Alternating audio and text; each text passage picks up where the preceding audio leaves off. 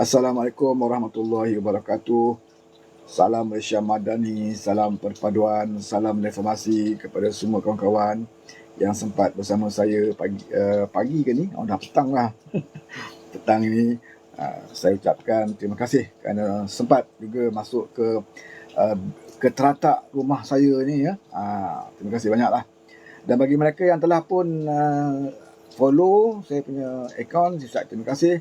Dan saya juga nak mempromosikan satu lagi akaun saya, iaitu akaun yang saya selalu bersiaran radio tu kan, yang bernama Kerengga FM. Saya ambil nama Kerengga ni sebab nak mengiktiraf ya, apa yang disebut oleh Tuan Guru lah tu ya, Tuan Guru Hadi apabila dia menyatakan bahawa sewaktu dia jadi kerajaan dulu, dia tidak dapat buat apa-apa dan terpaksa makan gaji buta kerana ada gangguan-gangguan kerengga. Jadi atas nama itulah saya mengambil keberkatan nama Kerengga itu, saya wujudkan satu radio TikTok yang bernama Kerengga FM. Jadi siapa yang belum follow Kerengga FM tu, bolehlah ya, follow. Ada masa saya berkelapangan, saya akan buatlah live, kita berhibur, bersantai di Kerengga FM. Sebab kita ni, otak kita ni macam memori handset jugalah kan. Kalau terlampau padat sangat, dia akan jadi hang. Dia akan menyebabkan tidak berfungsi dengan baik lah kita punya handset kan. Jadi kena free kan sesekali. Kena santai, bawa berhibur, dengan fikir sangat tentang bila nak tebuk atap kan. Dia akan jadi jam otak kita. Itu yang berlaku kepada Pak Walaun ni. Bila mereka dah jam otak, mereka tidak lagi mampu berfikir. Apa saja yang sumbat ke telinga mereka oleh lebayun, mereka terus terima ya, mereka terus telan, tidak lagi boleh berfikir. Jadi kita tak maulah. Bagi kita ni penyokong kerajaan perpaduan, kita kena freekan otak kita sesekali ya, dengar lagu, relax sambil dengan lagu tu celoteh sikit pasal isu semasa kan. Barulah otak kita boleh berfungsi dengan baik. Janganlah asyik duduk sumbat telinga tu dengan ceramah-ceramah lebay-lebay aja. Sebab tu yang jadi jam tu. Ya, tak boleh nak fikir. Apa yang disebut oleh Ustaz Azhar Idrus tu semuanya betul. Sikit pun tak boleh nak fikir kan. Cubalah fikir sikit, buat research sikit kan. Jadi kalau orang cerdik, orang yang bijak, dia buat research, dia tahulah bahawa Ustaz Azhar Idrus itu berbohong. Barulah dia tahu bahawa Ustaz Azhar Idrus itu bias di dalam mengeluarkan hukum, mengeluarkan pendapat dia kan. Tapi kalau kita malas nak cari maklumat, malas nak berfikir panjang, kita akan kata Ustaz Azhar Idrus itu ulama yang benar, cakap dia semua benar, tidak ada yang tidak benar, melainkan benar-benar belaka. Jadi sebab itulah kita kena jalankan sikit otak kita. Zaman sekarang ni Saudara, dia macam zaman dulu kalau kita nampak tu imam ya, ulama-ulama ni kita yakin dengan mereka kan. Tak banyak kita nak kena fikirlah, kita terus pegang kata-kata mereka dan kita amalkan. Tapi sekarang berhati-hati. Sekarang ni ramai lebay-lebay scammer. Scammer pun lebay, ada pandai scammer sekarang ni. Yang main kalau nama pun dia scammer, jadi ilmu dia tidak mustahil ada juga scammer. Macam saya sebut tadi, macam isu kontroversi lah Ustaz Azhar Idrus kan. Ramai dah sekarang ni ilmuwan, ustaz-ustaz yang bukan berparti pun ya, bukan berpolitik pun. Ustaz-ustaz bebas ni memberikan pendapat. Kalau kita tengok kat YouTube, banyak pendapat daripada golongan-golongan ilmuwan agama ini yang tidak bersetuju dengan pendapat Ustaz Azhar Idrus, dan kebanyakannya bersetuju dengan apa yang disebut oleh PMX kita. Ya, sebab PMX kita ni dia tidak akan bercakap kalau dia tidak mengkaji. Dia tidak akan bercakap satu perkara kalau dia tidak membaca dan mendapatkan pengetahuan tentangnya. Dia bukan jenis macam Lebay Hadi, main cakap aja kan. Jadi PMX kita ni walaupun orang tak kata dia ulama, ya, ustaz pun orang tak kata dia. Tapi apa yang disebut, apa yang diperkatakan itu adalah berdasarkan ilmu yang dia sendiri perolehi, sama ada melalui hubungan dia dengan para ulama seluruh dunia ataupun melalui pembacaan dia. Jadi sebab itulah kelebihan dia. Ya, di situ ada kelebihan dia. Yang susah orang nak sanggah dia sebab dia berdasarkan ilmu, ya, berdasarkan ilmu yang dia ada. Ya. Sebab itu dia bagikan pendapat dia. Jadi sekarang ni dalam isu pemuda Ashabul Kahfi ini, ternyata bahawa pandangan PMX itu disokong oleh ramai ilmuwan-ilmuwan agama. Ya? Jadi Ustaz Azhar Idrus jangan terlalu gerojoh bila memberikan jawapan. Kita faham dia menjawab soalan yang spontan. Ya, memang itulah cara dia, ya. Menjawab spontan dengan soalan-soalan yang dikumpulkan, ya. Ada orang kata soalan-soalan yang dikumpulkan itu telah ditentukan. Itu kita tak boleh tahu. Kita bukan kisah sangat. Ya, soalan ini ditentukan ke, diatur sendiri ke, ataupun Ustaz Azhar Idrus yang buat soalan dia kemudian jawab. Itu tak penting bagi kita. Yang penting jawapan itu. Jawapan itu bertepatan dengan agama atau tidak. Jawapan itu benar atau tidak. Ya, kita tak peduli pun. Yang tanya tu, ya, sama ada bertanya spontan ataupun pertanyaan itu soalannya telah diatur, itu tak penting bagi kita. Buatlah apa cara sekalipun, tapi menjawab itu, jawapan itu mestilah benar. Jangan ada bias, jangan ada kepentingan politik. Itu yang kita tuntut. Itu yang kita mahukan. Ya, seorang ilmuwan agama yang mengajar mesti memberi jawapan berdasarkan agama, bukan berdasarkan politik. Ya. Bila ada soalan yang menjurus ke arah PMX, ya, musuh politik dia, ya, maka dia jawab seperti mana yang dia jawab tu lah. Ya. Terus dia mengatakan, oh PMX ni jahil, bodoh, menyesatkan orang. Ya. Sepatutnya dia tabayun. Ini sering kali saya ulang ni. Ya. Sepatutnya dia tabayun. Tanya dulu yang bertanya tu, betul ke PMX cakap macam tu? Kalau bukan PMX pun, ada yang walaupun kata, mana ada sebut nama PMX, mana sebut nama Anwar. Dia kata pemimpin. Tak kisahlah Anwar ke pemimpin ke, jawapan dalam agama tetap sama. Apakah bila berkaitan dengan Anwar, jawapan dia lain. Bila berkaitan dengan orang lain, jawapan dia lain. Tak ada saudara. Sama jawapan dia. Tak kira lah dia tujukan soalan itu nak jurus kepada Anwar Ibrahim ataupun menjurus kepada Lim Goeng ke, menjurus kepada Muqtar Senik ke, tak kisahlah sesiapa pun. Tapi jawapan agama tetap sama. Ya, walaupun soalan itu menjurus kepada Kebah Duli Yang Maha Mulia Sri Paduka Baginda Yang Tuan Agong, jawapan agama tetap sama.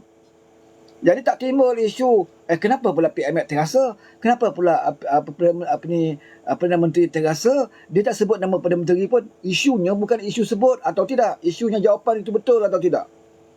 Ya? Ini bukan masalah terasa atau tak terasa. Kan?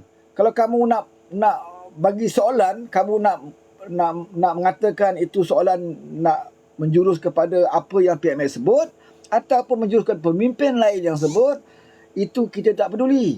Yang kita nak tahu soalan itu apa jawapan dia. Apa jawapan dia? Tapi jawapan yang kamu beri itu tidak tepat. Jawapan yang kamu beri itu salah. Ya, kemudian kamu bercakap, oh inilah pemimpin jahil, bodoh, menyesatkan orang. Ini lagi pula dahsyat. Kan?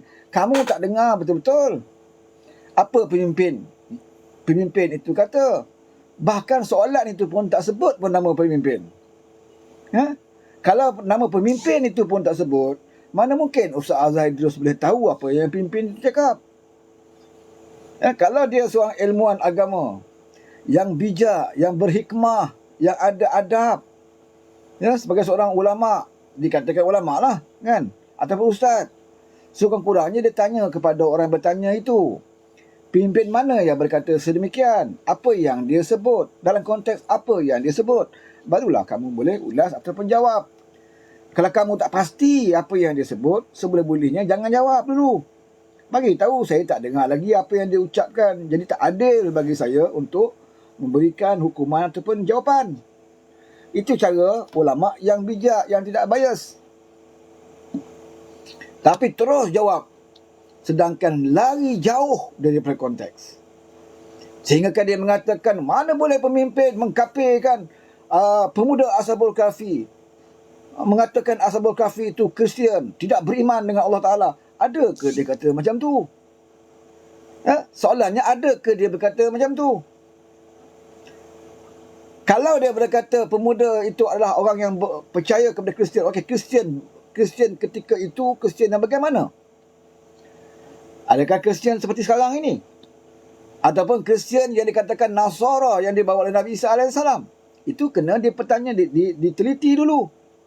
Sebab ini banyak pendapat-pendapat khilaf ulama yang berbahas tentang perkara ini. Ya. Ini terus tak, ini jahil, sesat, menyesatkan orang. Itu menandakan bahawa jawapan yang dia beri itu lebih serangan politik berbanding daripada nak membawakan ataupun membawa kebenaran kepada yang mendengar. Ya. Saya pernah dengar ustaz yang macam ini bila kita tanya tentang pemimpin mereka. Contohnya kalau kita tanya pada Ustaz Azaidros, saya nak tanya Ustaz Azaidros, apakah hukumnya seorang pemimpin mengatakan perlembagaan ini kafir? Pemimpin yang mengatakan perlembagaan ini tagut, perlembagaan negara Malaysia ini kafir, perlembagaan negara Malaysia ini tagut, lawan perlembagaan ini jihad, kalau matinya mati kafir. Kita tanya soalan yang sama kepada Ustaz Azaidros. Agak-agak saudara apa dia jawab? Itu orang kuat dia tu guru dia. Dia kata untuk guru dia. Agak-agak saudara apa dia jawab? Saya boleh bagi jaminan lah. Dia akan kata apa? Jangan cakap macam tu. Kita kena dengar konteks tuan guru cakap apa dia. Amanat dia kata apa. Adakah saudara teliti ucapan tuan guru? Apakah saudara faham konteks yang dimaksudkan oleh tuan guru itu? Dia akan kata macam tu. Dia akan suruh kita tabayun. Dia akan suruh kita tabayun, dia akan suruh kita teliti dulu, dia suruh kita faham konteks ucapan tuan guru. Dia akan kata kita macam tu. Sebab dia nak cover pemimpin dia. Dia nak cover pemimpin dia. Tapi bila kena kepada pemimpin yang dia tidak suka, dia terus berhukum. Dia terus berhukum jahil, bodoh, bodohmu. Jadi pemimpin, inilah masalah. Bila lantik pemimpin jahil, habis nak bawa orang pergi neraka. Tengok. Kalau kena kepada orang yang dia tak suka. Kalau kena kepada pemimpin yang dia sokong, dia suruh kita bertabayun, dia suruh kita teliti. Ini masalah dia Ustaz Azaidros ni, saudara. Ini masalah dia. Saya masih ingat dulu, dia ada satu kuliah di Terengganu. Saya rajin juga ikuti kuliah dia kat YouTube ni. Sebab apa? Nak tengok lawak jenaka dia. Lawak jenaka dia boleh tengok lah. Dia dalam satu kuliah tu dia kata apa? Waktu tu dia PAS Pembangkang. Dia kata apa? Mana-mana kerajaan, tak kira kerajaan siapa pun jadi kerajaan, kalau beri lesen judi, benarkan lesen arak, ini kerajaan Dajjal. Takbir, kata walawan. Tak kira siapa pun kerajaan, dia kata. Lulus lesen judi, lulus lesen arak, benarkan penjualan aktiviti judi, benarkan jualan arak, inilah kerajaan Dajjal. Kan? Itu bila dia jadi kerajaan 33 bulan. Ada dia nak kata kerajaan 33 bulan bersama dengan Haji itu kerajaan Dajjal. Terkunci mulut dia, saudara. Tak boleh kata apa. Tak boleh kata apa. Bercakap senanglah kamu untuk guru. Kan? Bila kamu dah suka kepada satu kumpulan, kamu akan pertahankan kumpulan itu habis-habisan. Tapi kalau kamu tak suka pada satu lagi golongan, kamu akan cari jalan walaupun sedikit, kamu akan cuba besarkan. Contoh macam PMX lah. Isu dia isu yang semua orang faham pun sebenarnya. Semua orang faham pun. Dan bahkan dalam ucapan PMX itu, siap dia baca Al-Quran lagi. Tentang kisah pemuda Al-Kahfi ni. Dia siap baca Al-Quran bahawa pemuda Al-Kahfi ni orang yang beriman kepada Allah Ta'ala. Al-Quran dibaca oleh Anwar Ibrahim. Dan Anwar Ibrahim terjemahkan. Bagaimana orang yang pemuda Al-Kahfi ini diberikan percaya kepada Allah SWT. Beriman kepada Allah SWT. Maknanya bila Anwar baca Al-Quran ini, bahawa Anwar tahu, ketika itu Islam belum ada. Itu di zaman Kristian. Walaupun di zaman Kristian, pemuda Al-Kahfi ini beriman dengan Allah Ta'ala. Ini yang nak dibawa oleh Datuk Seri Ibrahim. Sampai ke Ustaz Azaidros, inilah pemimpin. Pemimpin mengatakan pemuda ini sesat. Bila pula Anwar kata pemuda Al-Kahfi itu sesat. Ini masalahnya bila agamawan sendiri tidak teliti dalam mengeluarkan pendapat. Kemudian apa yang disebut oleh Azhar Idris itu dijadikan konten dalam TikTok, diviralkan. Diviralkan. Yang paling menariknya saudara, bila orang bongkarkan tulisan Ustaz Azhar Idris dalam page dia, Facebook dia, tahun 2018, yang dia sendiri menulis bahawa ada golongan Kristian dan Yahudi masuk syurga. Dia sendiri boleh panjang lebar. Ada Al-Quran, hadis, semula rujukan dia. Iaitu pengikut-pengikut Nabi Isa alaihissalam. Agama-agama sebelum ini yang berpegang pada kitab Zabur, Taurat, Injil. Ketika itu mereka beriman dengan kitab-kitab yang dibawa oleh Nabi-Nabi ketika itu. Dan mereka itu adalah orang yang beriman dengan Allah. Dan mereka masuk syurga. Dia menulis. Dalam itu pun dia bertulis Kristian dan Yahudi ada yang masuk syurga. Yang nulis itu Azhar Idris. Tahun 2018. Saya dah masuk dalam Facebook saya. Kalau saudara tak baca, buka dalam Facebook saya. Tapi baru ni, sehari 2 hari ni, ruangan komen itu ditutup. Sebab dia mendapat serangan bertalu-talu. Kenapa Ustaz nak tutup ruangan komen? Kalau benda itu benar, kenapa nak tutup? Kerana tak mampu nak menjawab persoalan-persoalan orang yang membaca. Kebanyakan yang komen akan tanya dia, kenapa Ustaz Idris mengatakan tahun 2008 mengakui bahawa ada Kristian yang masuk syurga kerana berpegang kepada ajaran Nabi Isa alaihissalam ketika itu. Kenapa pula sekarang ni Anwar Ibrahim cakap jadi satu masalah? Apa yang Anwar sebut ni bertepatan dengan apa yang Ustaz Azhar Idris tulis tahun 2018. Kenapa sekarang dia mempertikaikan apa yang dia tulis? Sebab itu saudara, dalam page dia di Facebook dia, ruangan komen telah ditutup. Sebab tak tahan nak baca komen-komen orang lain yang menghentam dia kerana kecuaian dia, kerana kegolojohan dia dalam mengeluarkan pandangan. Sebab itu saya katakan bahawa kita kena hati-hati bila berdepan dengan golongan-golongan seperti ini. Dalam keadaan politik seperti sekarang ni, lagi perlu kita berhati-hati. Kerana ramai golongan-golongan agamawan yang tidak lagi menyampaikan ilmunya dengan jujur. Bila kena ke puak dia, seboleh-bolehnya dia akan cover. Kalau kena ke puak kita, yang tak ada pun dia reka. Yang ada, dia akan cari benda-benda, masalah-masalah kecil, dia akan besarkan. Contoh dia macam Ustazah Asma. Sama lah. Ustazah Asma tu, bila dia mengulas tentang konsep, bila Kelantan dihentam kerana menganjurkan konsep dibacuk tu, yang perempuan mendedahkan sebahagian dada dia, boleh katakan separuh bogel lah atas pentas tu, perempuan menyanyi.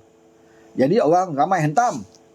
Bagaimana konsep sedemikian rupa boleh berlangsung di Serambi Mekah. Wanita menyanyi separuh bogel yang dihadiri oleh juga yang bukan Islam dan juga orang Islam. Ada orang nak pertahankan, dia kata tak ada orang Islam. Dia kata konsep itu sebenarnya adalah upacara tahunan. Upacara tahunan bagi orang Siam yang khusus untuk bukan Islam. Itu kamu kata, itu Pak Turan kata. Tapi yang berlaku sebenarnya orang Islam pun hadir. Sebab dia buat secara terbuka.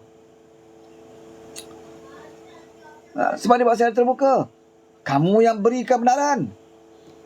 Kamu yang benarkan lesen. Kamu yang benarkan. Bila mereka langgar peraturan itu, kamu tidak berbuat apa-apa. Konsep dah habis dah. Baru hari ni, Kerajaan Negeri Kelantan kata, dia akan ambil tindakan RM10,000 kepada penganjur kerana melanggar NMN Hiburan Negeri Kelantan. Dah habis dah konsep. Tok Lebay dah kenyang dah mata melihat. Tok Lebay dah puas tengok dah. Baru kamu nak bertindak. Kalau betul dia langgar, kenapa tidak hentikan serta-merta? Kenapa benarkan? Ada yang kata sampai 2 malam berlangsung, dibenarkan. Dia berbeza dengan kita buat di Kuala Lumpur, di bawah Kerajaan Malaysia Madani. kita benarkan, bukan kita benarkan sebenarnya ya, dua konsep sebelum ini yang berlangsung, konsep di arti luar negara dekat Malaysia di bawah pemerintahan PMX, sebenarnya mereka mohon di zaman Perintah Nasional lagi, zaman Pak Lebay jadi kerajaan, mereka mohon dan dibenarkan ketika itu. Cuma jadualnya adalah tahun PMX jadi Perdana Menteri. Jadi PMX tidak mahu batalkan sebab kau dah benarkan ya, sponsor dah bayar banyak perbelanjaan ya. Jadi PMX kata tak apalah, ini hiburan ya. Orang bukan Islam ada hak untuk berhibur. Sebagai kerajaan kita tidak boleh menyekat hak orang bukan Islam untuk berhibur. Maka teruskanlah. Zaman PN dah benarkan jadual persembahan tu zaman PMX, okey tak apa teruskan. Tetapi PMX tambah sikit. Bahawa kerajaan Malaysia Bali tambah memperketatkan undang-undang. Garis panduan itu diperketatkan. Tidak ada unsur-unsur LGBT, tidak ada unsur-unsur yang menyanggahi agama Islam, ya, yang melampau. Tidak ada unsur-unsur yang menyentuh ya, peradaban Malaysia khususnya. Itu yang digariskan. Dan kalau langgar, kata Fahmi Fadil Menteri Komunikasi, dia kata kita sediakan kill switch. Maksudnya apa? Langgar saja terus batal. Kami dah bagi kamu peluang, ya, hak kamu untuk nak berhibur. Ya, penganjur pun dah faham, penganjur pun dah tanda tangan, bersetuju untuk mematuhi peraturan. Tetapi kalau kamu langgar, serta-merta kita akan sekat. Dan ianya telah dibuktikan waktu konsert 1975. Bila ada adegan bercium atas pentas. Betul tak? Bila berlaku je adegan bercium atas pentas, serta-merta konsert itu ditutup dan ditamatkan. Penganjur terus balik. Sepatutnya konsert itu berlangsung 2 malam. Hanya 1 malam saja. Sebab kamu langgar. Dan artis pagi itu dah belah naik kapal terbang. Belah. Penganjur dipanggil ke balai polis untuk bagi keterangan. Ini baru nama ketegasan.